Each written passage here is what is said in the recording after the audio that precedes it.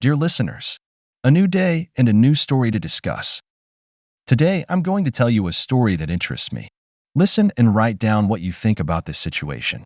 I'm interested in your opinions.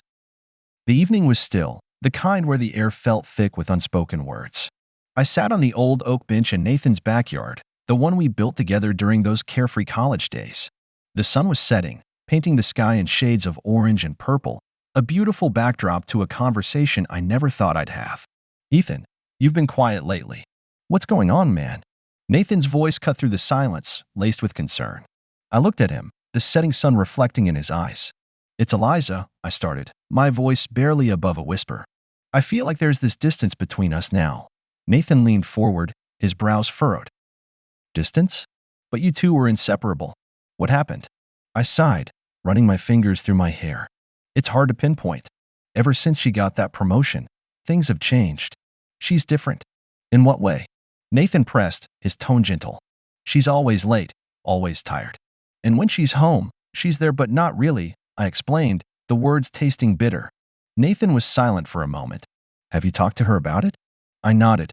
I tried. But every time I bring it up, she dismisses it. Says it's just the stress of the new job.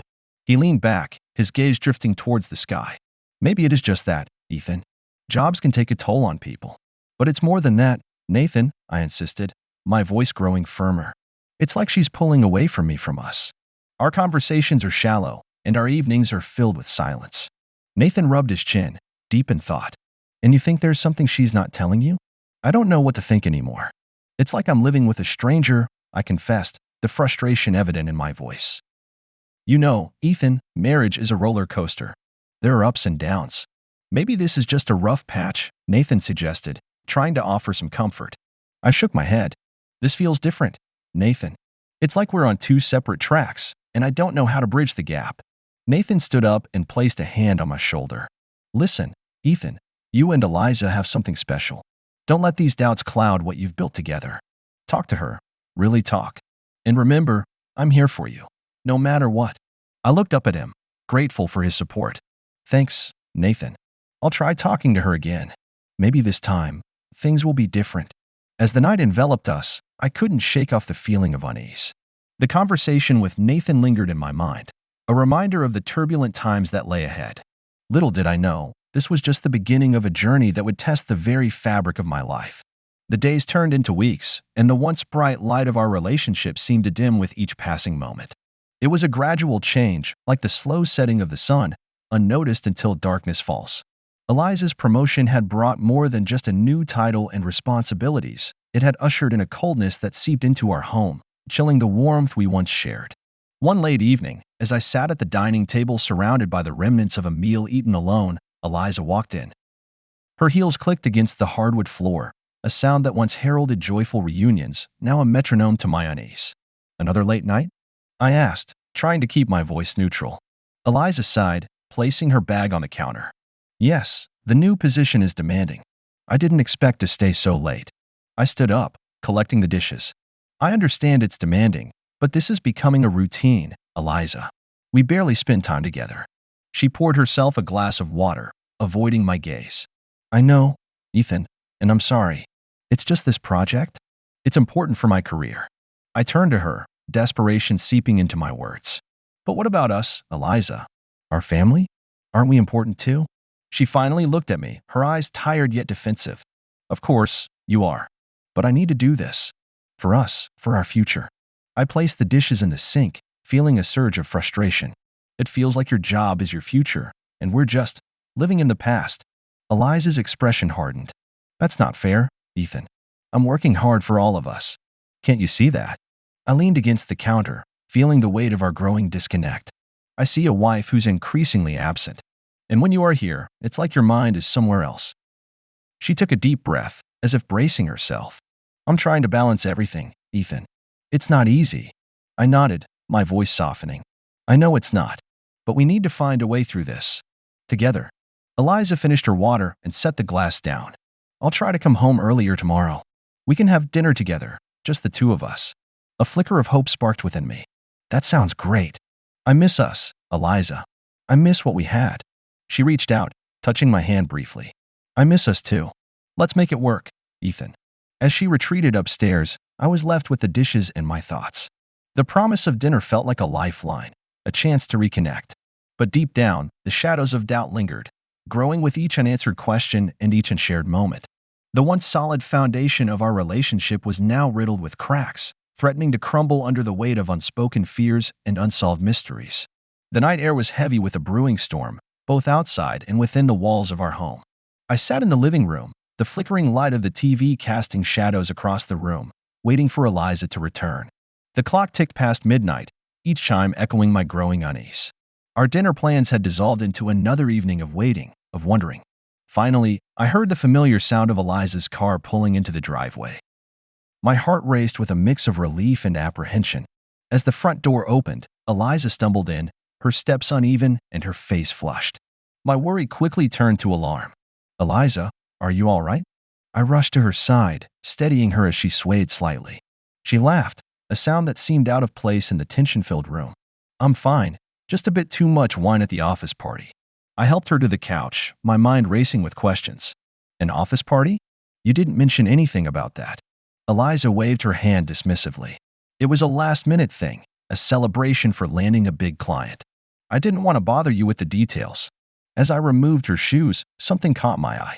There, on her back and shoulder, were marks that sent a chill down my spine. "Eliza, what are these marks on your back?" She tensed, pulling away slightly. "What marks?" I gently turned her so I could see better. "These marks, they look like hickeys." Eliza's face turned from flushed to pale. "They're not what you think. I got burned by a cigarette at the club." I stepped back, my mind struggling to process her words. "Burned? By a cigarette? How did that happen?" She stood up, her voice rising with frustration. "It was crowded and someone wasn't careful." "It's nothing, Ethan." But it didn't feel like nothing. The marks seemed too deliberate, too intentional. "Eliza, this doesn't make sense. How could you get burned like this and not react at the moment?"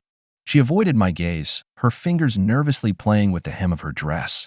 "I was too drunk to notice, I guess. It's not a big deal." I couldn't shake off the feeling that there was more to this story. "It is a big deal, Eliza. These marks, they look like someone did this on purpose." Eliza's eyes flashed with anger. "Are you accusing me of something, Ethan?" I reached out, trying to bridge the physical and emotional distance between us. "No, I'm just worried about you." "This isn't like you, Eliza." She shrugged off my hand, her voice cold. "You wouldn't understand. It's just the stress of the job. You think you know everything, but you don't." I stood there, feeling a deep sense of helplessness. "I'm trying to understand, Eliza. I'm trying to be here for you." She sighed, the fight draining from her. "I'm tired, Ethan. I don't want to talk about this anymore." As she walked away, I was left standing in the middle of the living room, the weight of our unspoken words heavier than the storm raging outside. The unseen wounds in our relationship were becoming more visible, each mark a testament to the growing distance between us. And in that moment, I knew that our journey was far from over, that the path ahead was shrouded in uncertainty and unhealed scars. The dawn broke with a bleakness that mirrored my troubled thoughts. The events of the previous night haunted me, the images of the marks on Eliza's back replaying in my mind like a broken film reel. I needed answers, but I feared what they might reveal. I decided to take the day off work and went in my home office, a plan forming in my mind. Just then, Eliza walked in, looking weary but composed. "Good morning, Ethan." "I didn't hear you get up," she said, her voice carrying a forced cheerfulness. I looked up from my desk, trying to mask my turmoil. "Morning, Eliza. I decided to work from home today." She nodded, her gaze flickering away. "I see. Well, I should get ready for work." Before she could leave, I gathered my courage. "Eliza, about last night. I can't stop thinking about those marks. Are you sure they were just accidental burns?" Eliza's expression tightened. "Ethan, we went over this. I don't know what else you want me to say."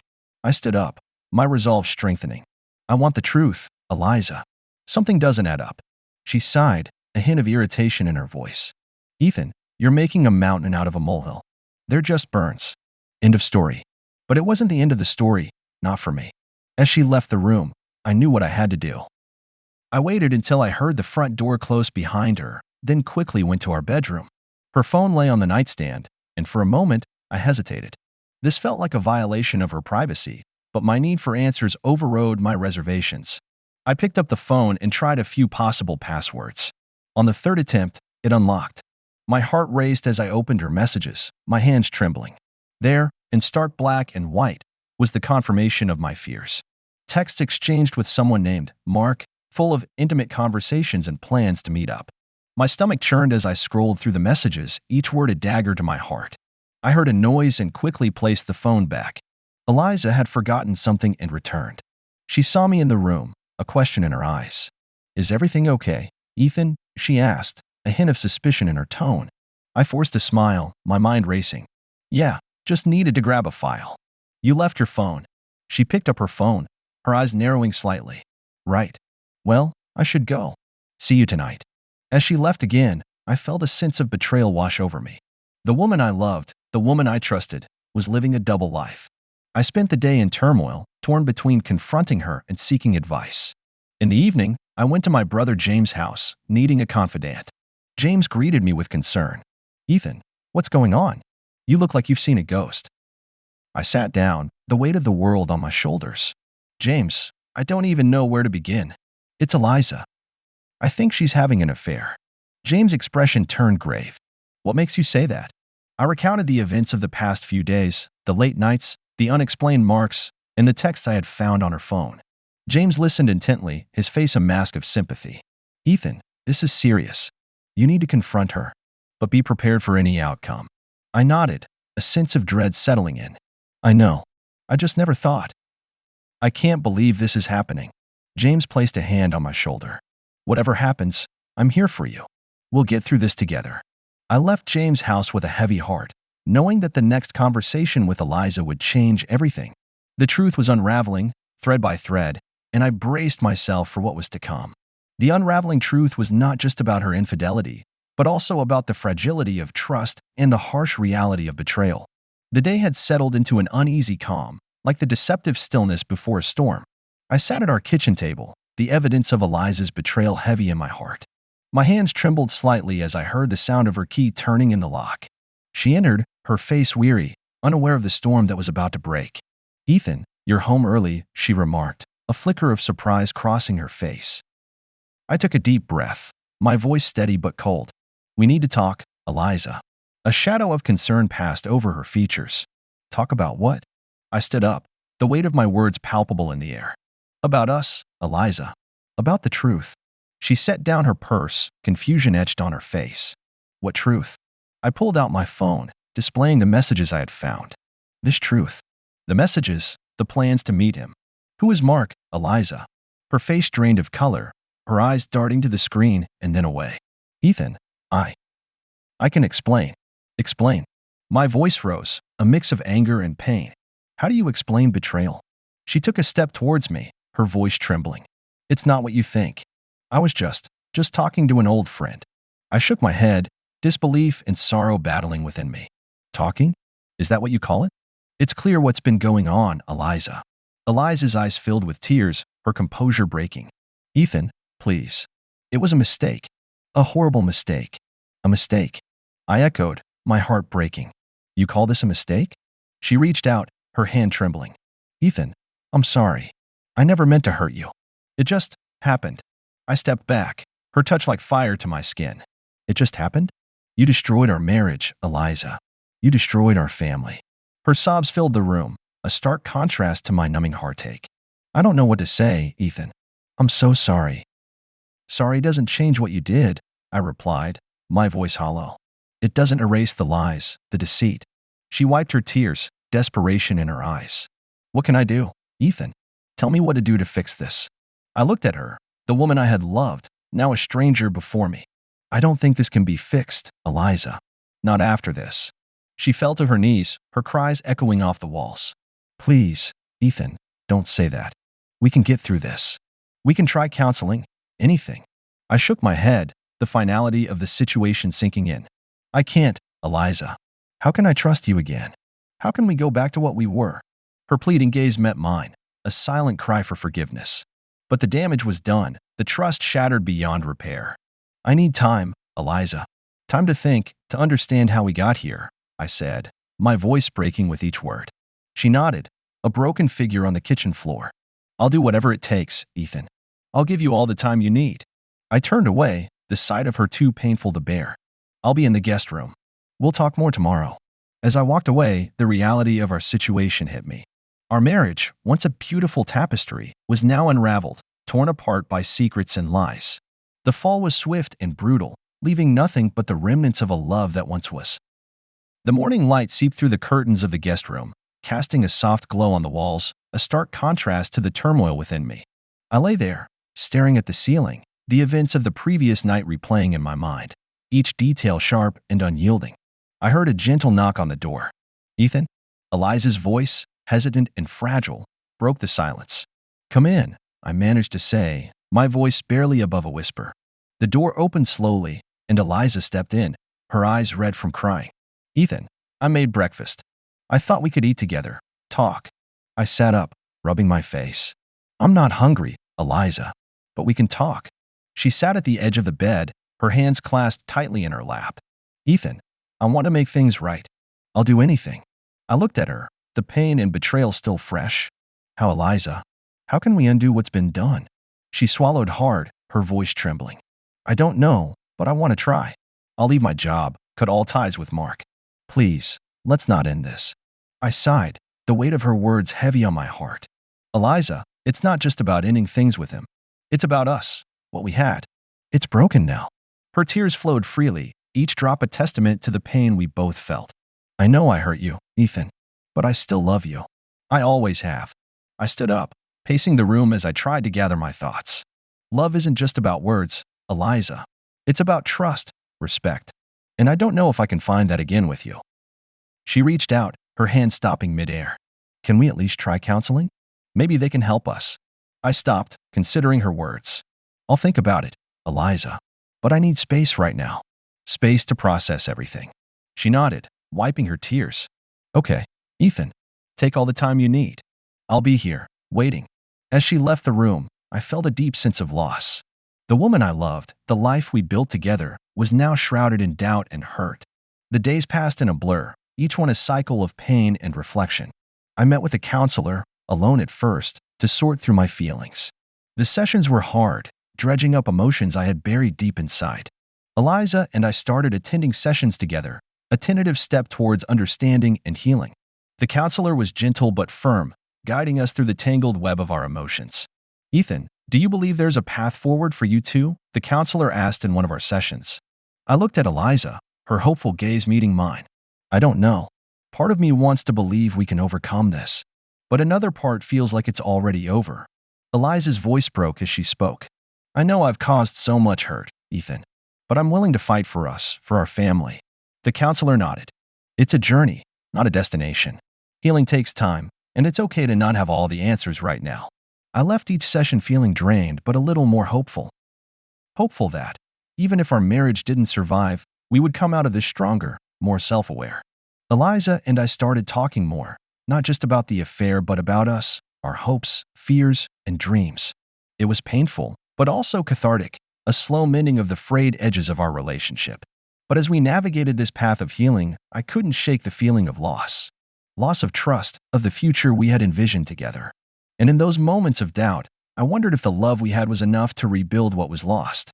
The aftermath of Eliza's betrayal was like navigating a ship through a stormy sea.